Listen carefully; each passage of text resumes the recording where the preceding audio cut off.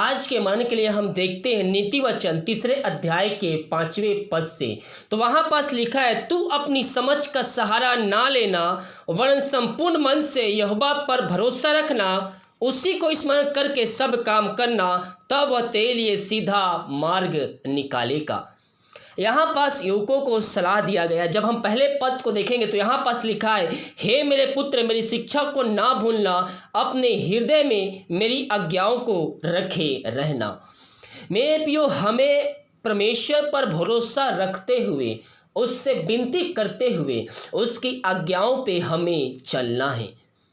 बहुत से लोग अपने बुद्धि पे, अपने पैसे पे, अपने जान पहचान के, अपने पद पे घमंड करते हैं और अपने बुद्धि को आगे रख कर वो आगे बढ़ने की कोशिश करते हैं, लेकिन कुछ दिन बाद जाने के बाद वो अपने जीवन में असफल हो जाते हैं। फिर वो सोचते हैं कि मैंने कहाँ पर चूक कर दी, मेरे पास सब कुछ रहते हुए, जान पहचान, पैसा को रहते हुए भी मैं इस बिजनेस में, मैं इस लाइन में सक्सेस को क्यों नहीं प्राप्त कर पाया, और थक कर वो अपने जीवन से हताश हो जाते हैं।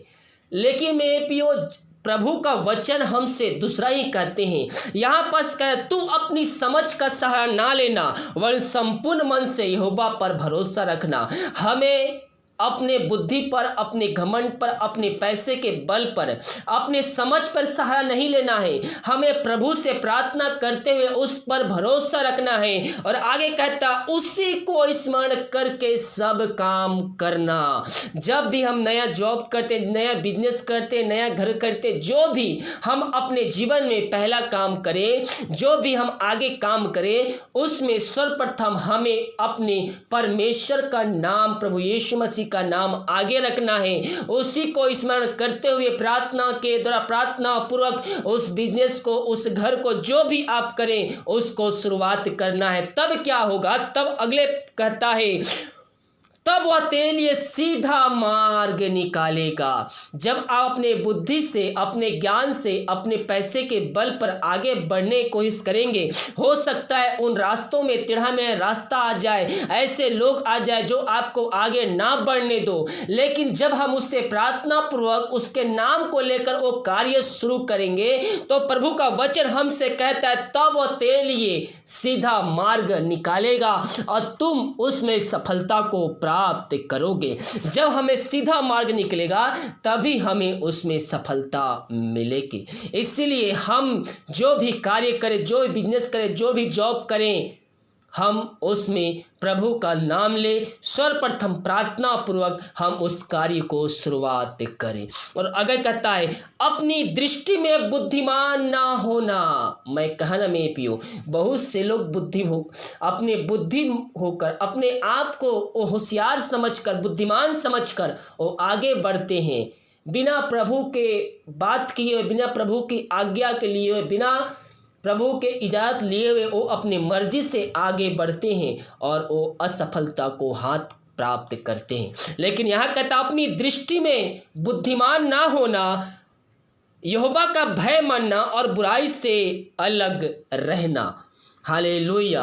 हम जब प्रार्थना पूर्वक आगे बढ़ते हैं, प्रार्थना पूर्वक कुछ कार्य करते हैं, तो प्रभु हमसे उसमें सीधा मार्ग निकाल के देता है, और जो भी आपके टेढ़े मेढ़े रास्ते रहते हैं, उन सारे मार्गों को वो सीधा करते जाता है।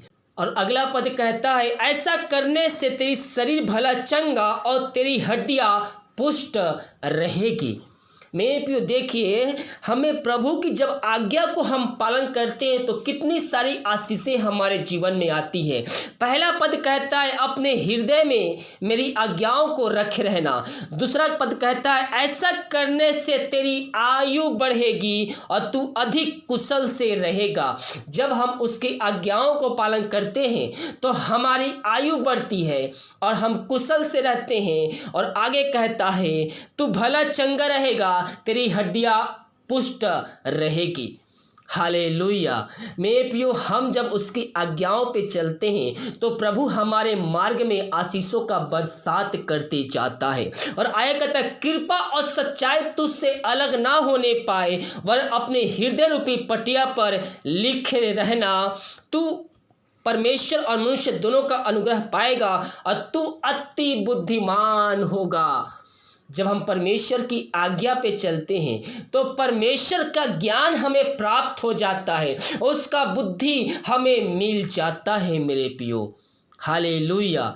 हमें कितनी सारी आशीषें हमें मिलती है जब हम प्रभु के वचनों पे चलते हैं, और जब हम सफलता को प्राप्त कर लेते हैं प्रभु के वचनों पे चलते हुए, तो सबसे बड़ी आज्ञा उसका कहता है 9वें पद में, अपनी संपत्ति के द्वारा और अपनी भूमि की सारी पहली उपज देकर यहोवा की प्रतिष्ठा करना। इस प्रकार तेरे खत्ते भरे पूरे रहेंगे और तेरे रस कुंडों से नया दाख मधु उमड़ता रहेगा।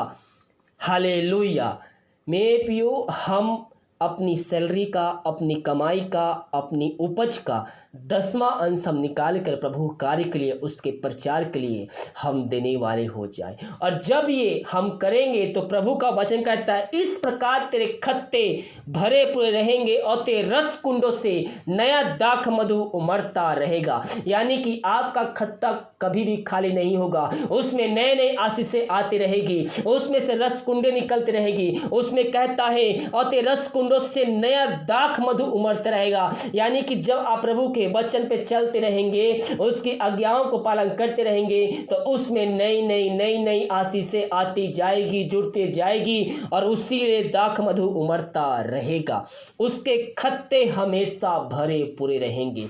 जब हम पहले पद से पढ़ेंगे नीति वचन 3 अध्याय के, तो हम जब इन आज्ञाओं को पालन करते हुए हम 9वें पद में पढ़ते हैं और 10वें पद में, तो ये सबसे जरूरी बात, हम अपनी कमाई का 10वां अंश हम प्रभु को भवन के लिए, उसके कार्य के लिए, उसके प्रचार के लिए हम देने वाले हो जाए। हालेलुया।